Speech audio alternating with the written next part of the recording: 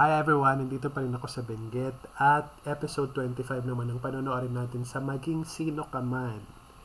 At para makarami tayo, let's watch this.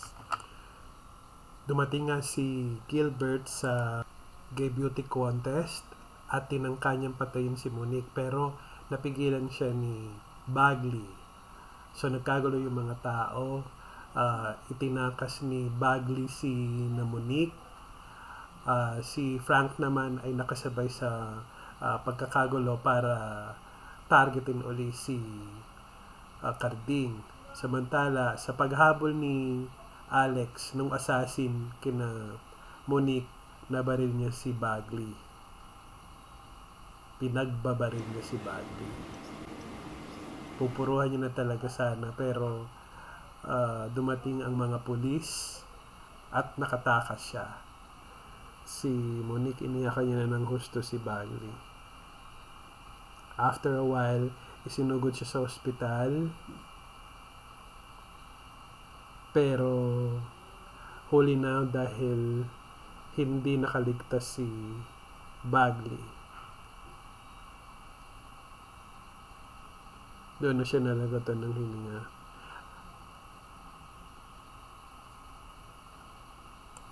Papod ka.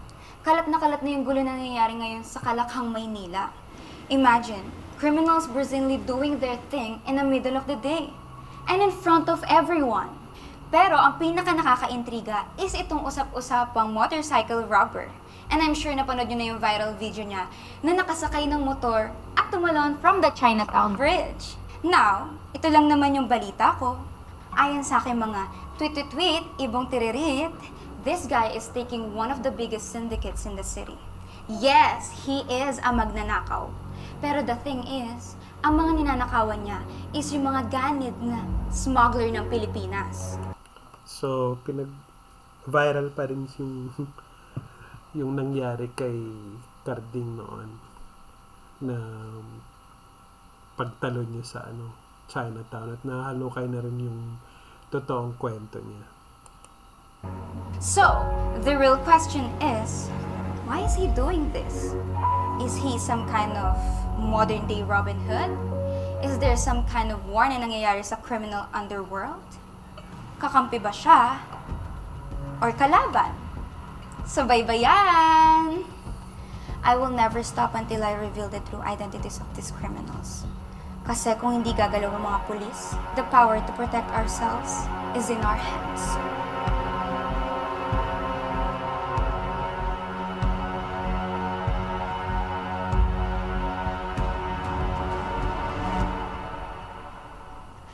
Karding, sandali lang!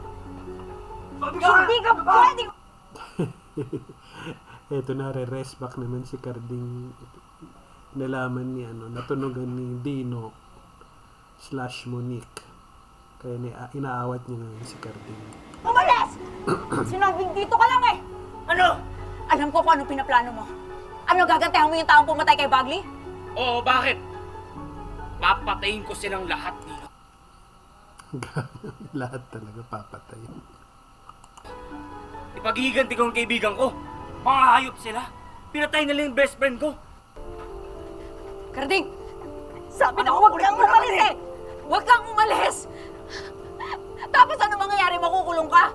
Paano yung mga bata pag nangyari yun? Tingin mo ba yun ang gusto mangyari ng best friend mo? Oy, ba't ano gusto mong gawin ko? Papalagpasin ko na lang to? Karding, may batas tayo. May mga pulis tayong pwedeng lapitan. Sila na lang ang maghanap sa taong pumatay kay Bagley, huwag na ikaw! Bakit? Nabigyan ba nila ng hustisya yung pagkamatay ng Kuya Chad ko? Ano? Wala rin silang nagawa, di ba? Naagnas na lang yung bangkay ng kuya ko habang malaya pa rin yung pumatay sa kanya. Hindi na ako napalagpas ko yun. Hindi ko papalagpasin to. Nga, hindi siya nakasagot dyan na walang nangyari sa kaso ng kuya niya. Kuya Karding! Dito ka lang sabi! Huwag ka na gumawa ng kahit anong pagsisisihan mo. Ayaw namin mapahamak kayo! Bilis mo kasi. Kuya! Kuya! Karding, nagmamakaawa na yung mga bata. Tama na.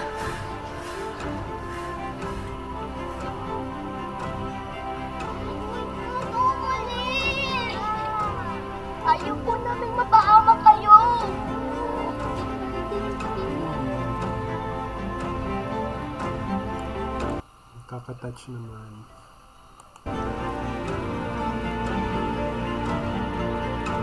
Yan, meron Excel. Yes, attorney. I understand. I will face the investigation with a clear conscience. Yes, of course.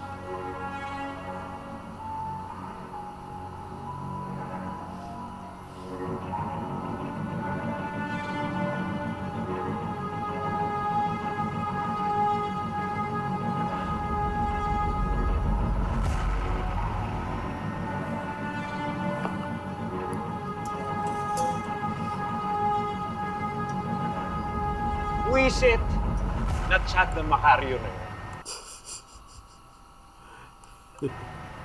Patay na nga yung tao. Ginugulo pa rin ako.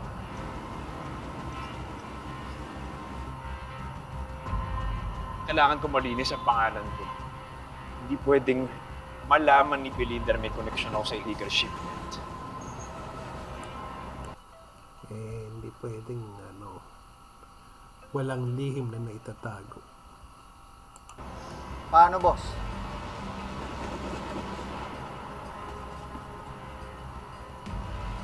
Tiwala ka naman sa amin. Ipapagawa ko sa'yo. Basta ba hindi mo ako pababayaan, boss? Siguraduhin mong hindi na makakabalik si Monique dito. Gusto kong ipitin ng Belinda na yan. Siguraduhin ko hindi na sila magkikita ng anak niya.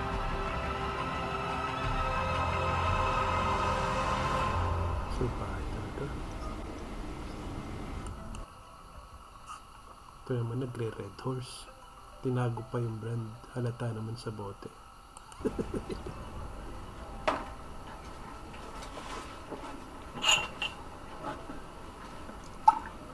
Salamat Salamat sa pagbigil mo sa akin kanina. Champion ka talaga sa paggawa ng tama, no?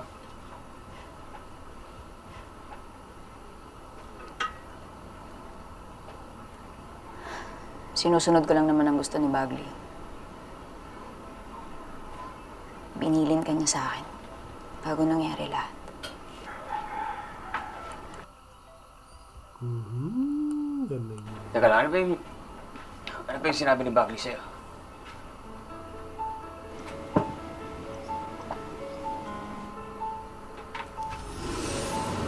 Sorry, Dad. Ikaw na bahala sa best friend ko. Mahal ka na.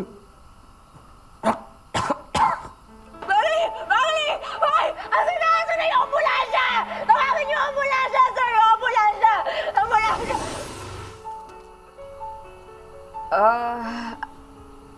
Bantayan raw kita. Yun lang.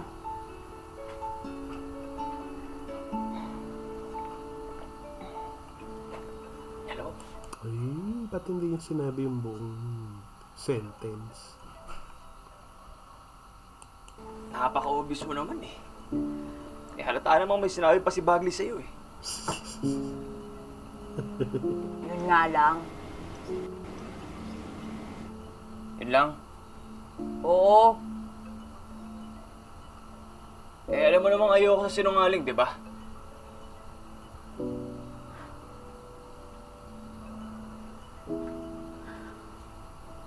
Niligtas niya ako dahil mahal mo raw ako.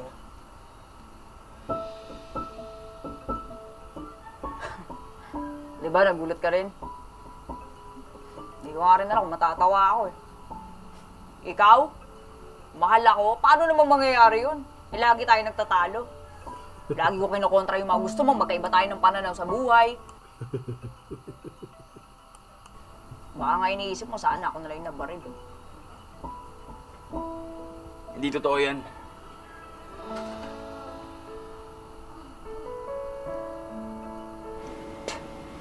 O basta, kalimutan na lang natin yung sinabi ni Bagley. Hindi rin man ako naniniwalang mahal mo ko. Oo na, sige na. Oo na, huwag akong maniwala. Oo na, tama si Bagley. Alam mo, sa maiksing panahon na pagkasama natin dito, Ang dami ko natutunan sa iyo eh. Pati yung mga bata, di ba, marami rin. Alam mo, nakakainis man tanggapin, pero champion ka talaga eh. Taas na nga yung kamay ko sa iyo eh. Nagkakagusto na ata ako eh. Ang ganda ng bato ng dialogue. Ang ganda ng script, tas ang ganda ng pagkakabagsak ng dialogue. Tulala. Mahal yata ka, tapalagay ko eh. Maging sino ka man. Mahal kita, pagkat mahal kita. Iniisip nila ay hindi mahalaga. Mahal kita maging. Mahal.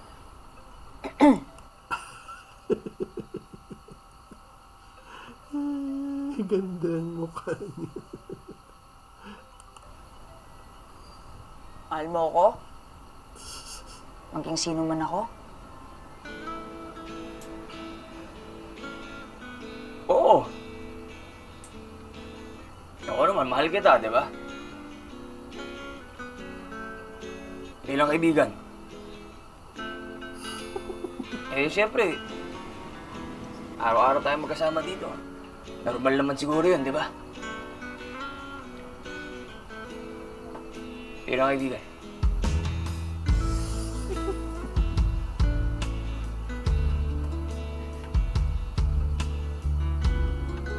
Masok.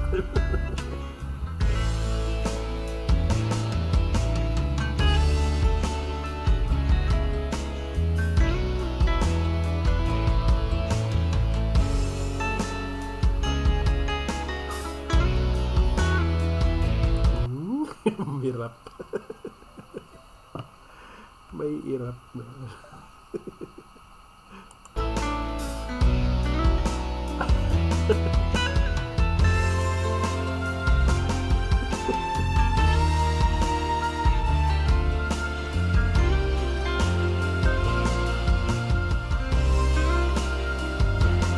Sama ng loob. Daming irap na. Oh my gosh! Finally, umami na siya! Girl, mahal ka niya! Maging sino ka man! Bilang kaibigan. Yun lang. Yun ang sinabi niya sa akin. Mahal niya nga ako. Pero bilang kaibigan lang. Eh, well, ganun na rin yun, okay? Kasi nga, di ba sa Flames, magkakasunod yan. F, as a friend. And then later, L, lovers. Puro ka ganyan. O tapos, anong susunod na letter? Di ba A? Angry? Eh, malay mo, di ba? Maging M, as in married. Nasaan naman ako maabot pa? Eh, kaibigan nga lang ang tingin mo sa akin. Lalaking kaibigan. O siya, sige na, mamaya na tayo mag-usap. Okay.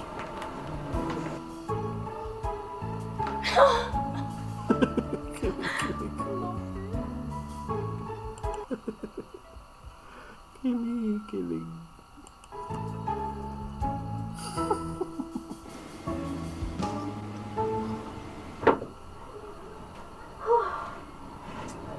Alright, Monique.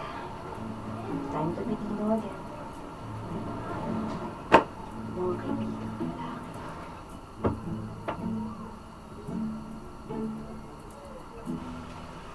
Bilis naman. Libing agad ni Kuya Bagley. Kasi, ulila rin siya. Halos tayo rin yung naging pamilya niya. Alam nyo, mamimiss ko si Kuya Bagley. Kuya Bagley, multuin mo nga tong si Anto. No! I'm scared of Momo! Oh, ano ka ba? Joke lang. Ginagaya ko lang si Kuya Bagley. Di ba gano'n naman din kasi siya? Gusto niya, happy lang tayo.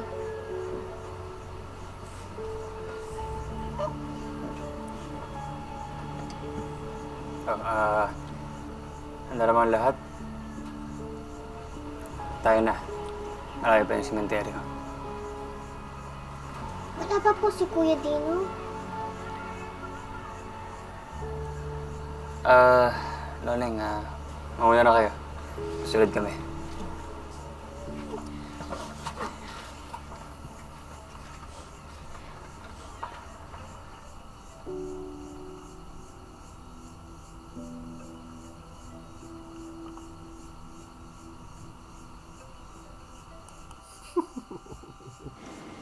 Daras na yung kayos babae.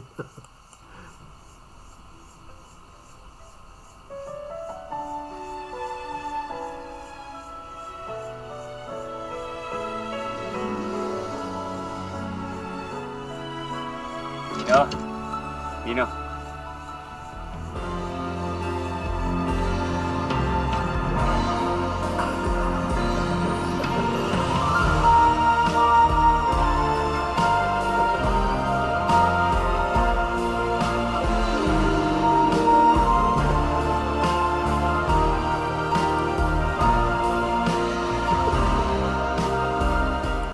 Listada na.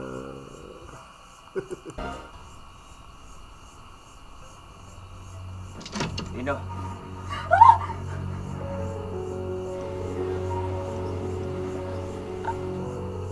Ano ibig sabihin nito? At ba't ka naka... Papaliwanag ako.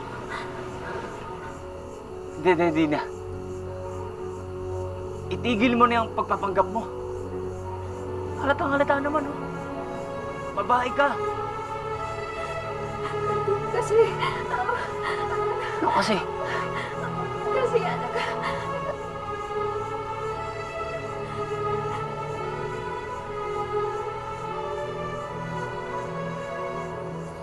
After the investigation of our legal team, Ito na yung si Belinda. Natigilan na ako dun kay kay Monique tsaka kay Carding. Sinabi ni Carding na halata naman. Pero dito patay na halata. si Chad Macario at hindi na nahanap ang suspect. So, walang ibang pwedeng mag-testify sa anomalyang ito? Gilbert! Please! You know the rules. You are not allowed to enter the office habang iniimbestigahan ka. Alam kong masama ang tingin mo sa akin. But before you judge me, kailangan niyo makita to.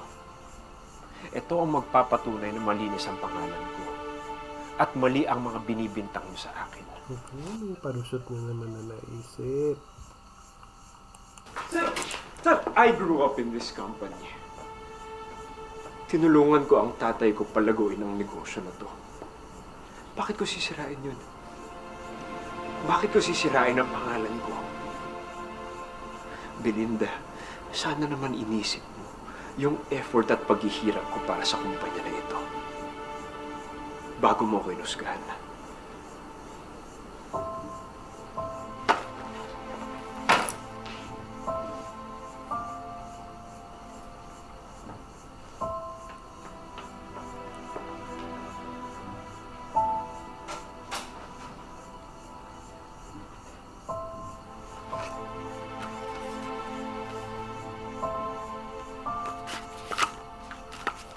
Huwag kang maniniwala dyan. Peke yan. Peke.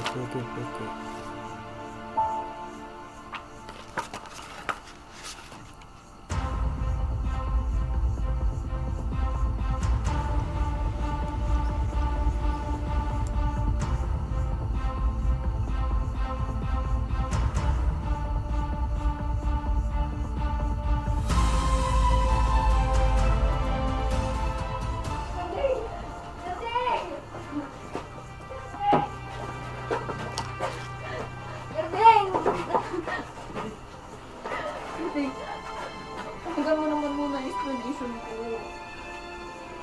Araw-araw, gabi-gabi kasama kita. Kakwentuhan, kasamang kumain, kainuman. Hindi ko man lang nahalata. Nabisto niyo na talaga. Ganun ba ako katanga? At tingin mo? Pinagkamalan pa kitang bakla eh. Babae ka naman pala. Hindi ko gustong lokohin ka. Kailangan ko lang talaga magpalit na identity. Para saan? May nagtaka sa buhay ko.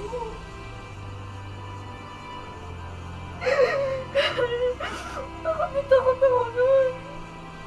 Hindi ko alam yung gagawin ko. Kaya naisip ko magpakalayo. Hindi ko naman alam na dito ako mapupunta. Hindi ko naman alam na sa'yo ako dadalhin ng nanay. Ito ang mansion namin. Welcome! Pasok! Huwag alala. Ako lang at tito ko at mga kapatid ko nakatira dito. Sigurado, tatanggapin ka rin dito mo.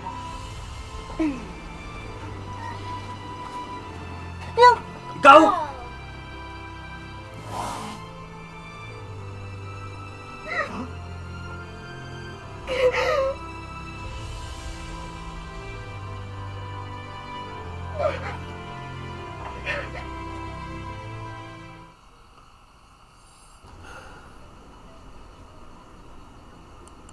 Parang ang hirap, parang ang bilis ng mga pangyayari.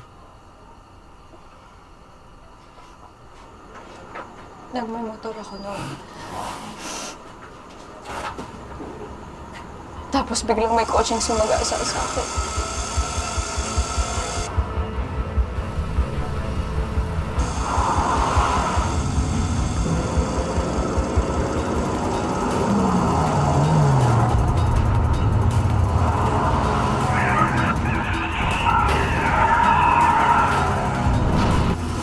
Alam ko hindi aksidente.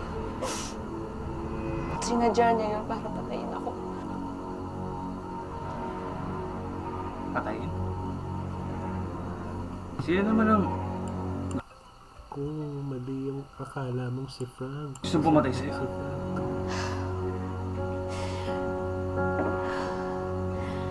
Ang hula ko si Frank. Si Frank? Yung kalaban natin? Ang anghel at demonyo sa buhay mo.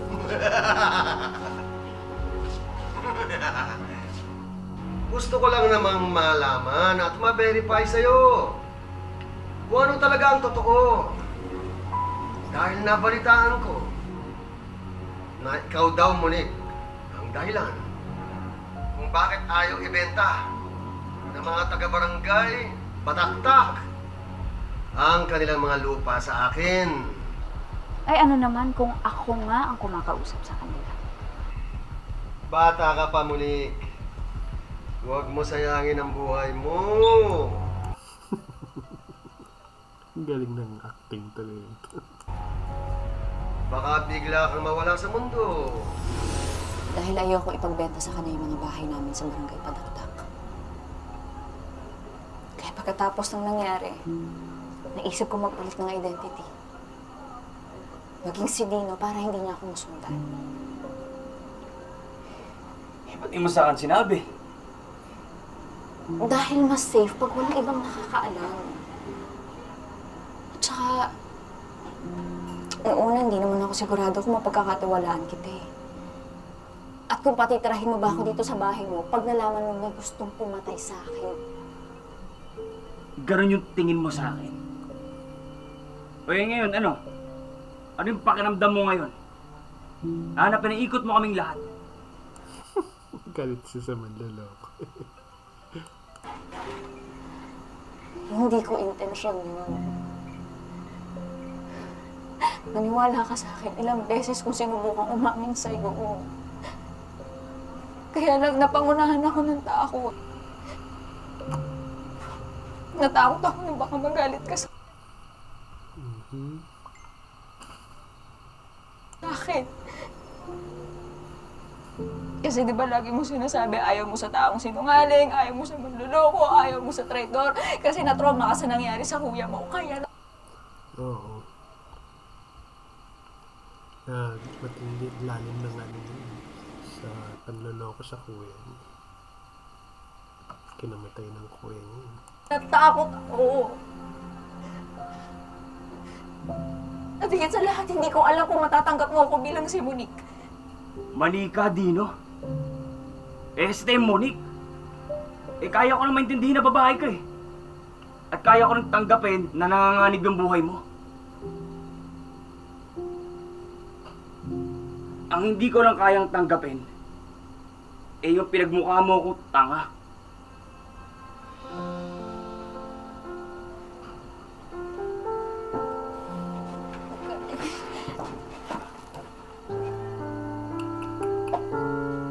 Wireless sila talaga.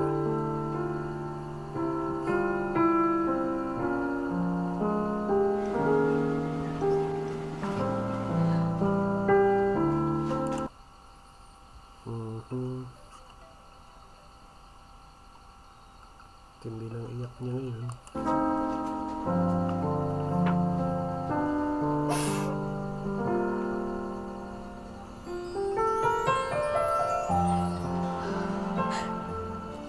Tinagaw sa atin na babae siya. Alam mo namang galit ako sinungaling. Pero kung babae nga siya, tapos may gusto ko sa kanya, o hindi ako bakla nun. Lahat na lang kayo, iniiwan kami. Halika nga dito. Nandito pa naman ang Kuya Cardenio.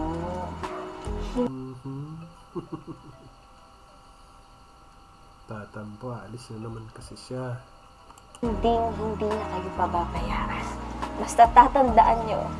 Mahal na mahal kayo ni Ate Monique. Karding, mauna na ako. Gusto ko lang malaman mo na sobra ako nagpapasalamat sa pagpapatuloy mo sa akin dito. Sorry talaga ako nagsinungaling ako sa'yo. Lahat ng pinakita ko sa'yo at sa mga bata, totoo lahat yun. Hina mo? Mahal kita, pagkat mahal kita. Iniisip nila ay hindi mahalaga. Mahal kita maging sino ka man. Yun lang sinabi niya na tigilan si Monique. So anyway, magandang episode na kakatuwa. And siguradong ito na yun. Moving forward, ano na siya. Bilang si Monique na at si Carding yung mapapanood natin. So magiging mas maganda yung interaction siguro nito. Kaya it's you and me against Frank and ano nito. Gilbert. So yun lang muna tayo. Nandito na lang. Hanggang sa susunod na episode. And please don't forget to subscribe to my YouTube channel. It's called Pan North TV. Hindi pa South, hindi pa West, hindi pa East. It's Pan North TV. Bye!